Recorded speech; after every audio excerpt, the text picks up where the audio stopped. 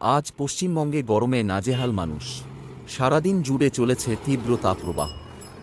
আপনার জেলায় কতটা প্রভাব পড়েছে?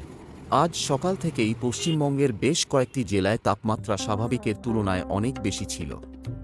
দুপুরের দিকে সূর্যের প্রখর তাপ ও গরম বাতাসের কারণে বাইরে বের হওয়া কার্যত কঠিন হয়ে পড়ে। বিশেষ করে দক্ষিণবঙ্গের বিভিন্ন জেলায় গরম ও অস্বস্তিকর আবহাওয়া অনুভূত হয়েছে। রাস্তাঘাট, বাজার এবং কর্মস্থল সব জায়গাতেই তাপপ্রবাহের প্রভাব স্পষ্ট ছিল। আবহাওয়াবিদরা জানিয়েছেন, গরমের পাশাপাশি শরীরে পানিশূন্যতার ঝুঁকিও বেড়েছে।